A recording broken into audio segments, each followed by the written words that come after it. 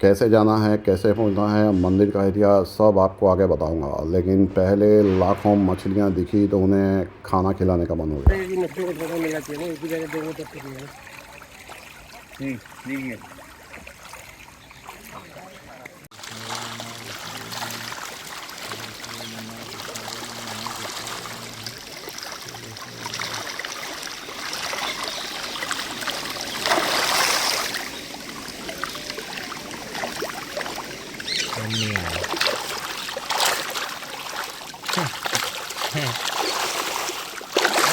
अगर शहर की भीड़ भाड़ से दूर महादेव की आराधना तपस्या करना चाहते हैं तो यहाँ ज़रूर आइएगा। ये मंदिर बनाया ही इसीलिए गया था तांत्रिकों द्वारा, ताकि वो आराधना करें और वो भीड़ भाड़ से दूर रहें और सही तरीके से आराधना कर पाएँ। शहर से 10 किलोमीटर अंदर जंगल में है ये मंदिर। पोरबंदर से 50 किलोमीटर यानी लगभग 1.5 घंटे की दूरी पर। भानवड़ तालुका से 18 किलोमीटर की दूरी पर है। भानवड़ तालुका की सीमा पर है ये मंदिर। जामनगर से जाएंगे तो 92 किलोमीटर लगभग 2.5 घंटे का रास्ता है और बर्दा पहाड़ियाँ यानी बर्दा हिल से घिरा हुआ है ये मंदिर। जमराजी के समय पर किलेश्वर महादेव का कंस्ट्रक्शन हुआ था। पास का नियरेस्ट रेलवे स्टेशन है भानवड़, लेकिन कनेक्टिविटी कम है तो आप पोरबंदर जा सकते हैं। बच्चे भी यहाँ आएंगे तो खुश हो जाएंगे। जंगल है तो मोर भी मिलेगा, मगरमच्छ भी मिलेगा, कबूतर पक्षी भी मिलेंगे और मछलियाँ तो आप देख ही चुके हैं। इनको खाना खिलाने के लिए बाहर से ही लेकर आइएगा, क्योंकि वहाँ पहुँचकर शायद आपको कुछ भी ना मिले इनको खिलाने के लिए। मंदिर के अंदर शूटिंग अलाउड नहीं है, लेकिन फिर भी आपको शिवलिंग के दर्शन करवाऊँगा। कबूतर दिखे तो उन्हें दाना वगैरह खिलाया, क्योंकि याद आया कि अगर बुध ग्रह को मजबूत करना है तो कबूतरों को दाना खिलाओ। घर में सुख शांति आती है, लक्ष्मी जी का वास होता है, आर्थिक तंगी दूर हो जाती है और शादीशुदा लाइफ में अगर झगड़े होते हों तो ख़त्म हो जाते हैं। बोर्ड पर लिखा है कि शाम को आरती शाम को 6 बजे होती है, लेकिन हम लोग आरती नहीं कर पाए, क्योंकि जैसे ही जंगल में एंटर हुए तो वहाँ पे पुलिस चौकी थी या जंगल की चौकी थी। उन्होंने हमें 4 बजे अंदर जाने के लिए मना कर दिया, क्योंकि 6 बजे तक तो वापस लौटना था। बड़ी मुश्किल से रिक्वेस्ट करके हम लोग गए तो हमें जाने को मिला, पर इस कंडीशन से कि आपको 6 बजे तक वापस आना है। तो आरती करने बैठते तो और लेट हो जाता है। लेकिन कई वीडियो देखे हैं जिसमें लोग शाम की आरती करते हैं, तो हो सकता है कि गर्मियों में जब दिन लंबा होता हो तो शायद आने का टाइम लेट होता होगा।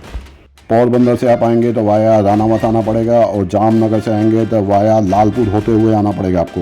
जंगल में 10 किलोमीटर अंदर जाना पड़ेगा। आरक्षित वन शासन के अंदर आता है ये मंदिर। शाम 6 बजे से पहले आपको वापस बाहर आ जाने के लिए कहते हैं, क्योंकि जब अंधेरा हो जाता है तो वन्य जीव जंगली जानवर हमला कर सकते हैं। हाँ, अगर आपके पास गवर्नमेंट की परमिशन हो या फॉरेस्ट डिपार्टमेंट की परमिशन हो तो आप जा सकते हैं। हमें तो 4 बजे के बाद जाने के लिए बहुत मिन्नतें करनी पड़ेगी। ये जो आप मंदिर के पीछे तालाब देख रहे हैं, इसमें काफ़ी मगरमच्छ है, लेकिन ये मगरमच्छ किसी पे हमला नहीं करते और कई बार मगरमच्छों को मंदिर के कंपाउंड के अंदर भी देखा गया है। बारिश की सीज़न में आते हैं तो ये कुदरती स्विमिंग पूल बन जाता है। क्योंकि हम लेट हो गए थे तो यहाँ पर कोई नहीं दिखा। अदरवाइज़ अगर आप सावन के महीने में आते हैं तो बहुत भीड़ होती है, और बारिश की सीज़न में आएंगे तो यहाँ पर कई बच्चे खेलते कूदते स्विमिंग पूल की तरह दिख जाएंगे आपको। तो सबसे पहले अगर आप पोरबंदर आते हैं तो सबसे पहले यहाँ पर आएँ, क्योंकि जैसे कि आपको बताया 4 बजे के बाद आपको जाने नहीं दिया जाएगा। तो सबसे पहले हम यहाँ पर आए, ये है रेवती कुंड। किलेश्वर महादेव पहले आए, उसके बाद हम लोग गए जामवंत गुफा, जिसका वीडियो आप चैनल पर सब्सक्राइब किया होगा तो देख पाएंगे। और उसके बाद में हम लोग गए बिल्लेश्वर महादेव, जिसकी स्थापना खुद कृष्ण भगवान ने की थी। और फिर उसके बाद हम लोग गए थे सुदामापुरी के मंदिर। तो इसी क्रम में जाइएगा, वरना मंदिर बंद मिलेंगे, क्योंकि सुदामापुरी का मंदिर शहर में है, बाकी के सारे मंदिर दूर में हैं और ये तो जंगल में है। जामनगर के राजवी श्री जाम साहिब ने किलेश्वर शिवालय का कंस्ट्रक्शन करवाया था। मंदिर का रख रखाव भी उन्हीं के वंशज करते हैं, ऐसा सुना था। जाने से पहले हमको ऐसा लगा कि ये गवर्नमेंट के अंदर में होगा, क्योंकि फॉरेस्ट में है। लेकिन रख रखाव शायद किसी राजा के अंडर में। इतनी मछलियाँ मैंने सिर्फ 2 ही जगह पे देखी हैं, एक यहाँ पर एक और एक कश्मीर के मंदिर में देखी थी। लाखों मछलियों को आप एक साथ में खाना खिला सकते हैं। मछलियों को आटा खिलाने से कर्ज से मुक्ति मिलती है, सकारात्मक ऊर्जा मिलती है, शनि की 7.5 और डहिया से राहत मिलती है, शुभ काम में बाधाएं आती हों तो वो दूर होती हैं, सुख शांति और संपत्ति की प्राप्ति होती है। तो जब भी यहाँ पर आएँ तो इसका लाभ लेना ना भूलें। श्रावण मास में यहाँ 2500 से 5000 लोग रोज़ यहाँ आते हैं और कभी कभी मगरमच्छ मंदिर परिसर में भी दिख जाते हैं। पहाड़ों से कुंड पे जो नदी आती है, जिसे आप स्विमिंग पूल की तरह देख रहे थे, यहाँ आसपास में जो झरने देख रहे थे, उसे कहा जाता है कीलगंगा। भरडा अभयारण्य में आता है ये।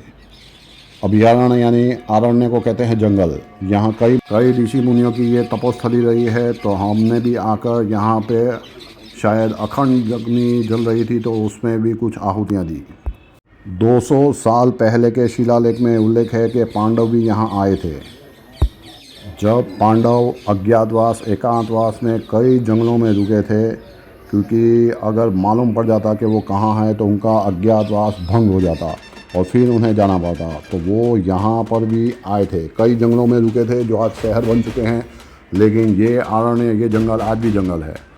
ये है रावण वृक्ष। इतना भीम का वृक्ष है और ऐसा माना जाता है कि रावण ने भी यहाँ पर आकर तपस्या की थी। आप तपस्या नहीं कर सकते, कमेंट बॉक्स में तो शायद हर हर महादेव लिख ही लेंगे। धोमनी ऋषि भी यहाँ पर तपस्या करते थे। रबाड़ी कास्ट के लोग आसपास के विस्तार में ज़्यादा रहते हैं। वीडियो शूटिंग अलाउड नहीं है, लेकिन आगे आप जल्द ही दर्शन कर पाएंगे शिवलिंग के। तो जैसे मैंने बताया था कि हमारे यहाँ पे दुर्ग कहा जाता है, किला नहीं कहा जाता है। नाम किल्लेश्वर महादेव क्यों पड़ा? कोल साधु एक तरह के शक्ति के उपासक होते हैं। कुल यानी शक्ति और अकुल यानी शिव, यानी शिव शक्ति की पूजा करने वाले कोल साधु कहे जाते हैं, जो तांत्रिक विधि की साधना करते थे। यहाँ पर सिद्ध भूमि है। कोल साधुओं ने यहाँ पर आकर उपासना की थी, यहाँ पर आकर तपस्या की थी, क्योंकि कोल साधना में महत्व होता है एकांत में पूजा करने का। उन्हीं के नाम से नाम पड़ा किल्लेश्वर महादेव। आगे आप शिवलिंग के दर्शन करिए, लेकिन ऐसे ही 2100 मंदिर जो आज से पहले नहीं देखे थे, देखने के लिए सब्सक्राइब करें यूट्यूब चैनल रोज मंदिर के दर्शन। हर हर Mahadev. Om Namah Shivaya, Om Namah Shivaya, Om Namah Shivaya, Om Namah Shivaya, Om Namah Shivaya, Om Namah Shivaya, Om Namah Shivaya, Om Namah Shivaya, Om Namah Shivaya, Om Namah Shivaya, Om Namah Shivaya, Om Namah Shivaya, Om Namah Shivaya, Om Namah Shivaya, Om Namah Shivaya, Om Namah Shivaya, Om Namah Shivaya, Om Namah Shivaya, Om Namah Shivaya.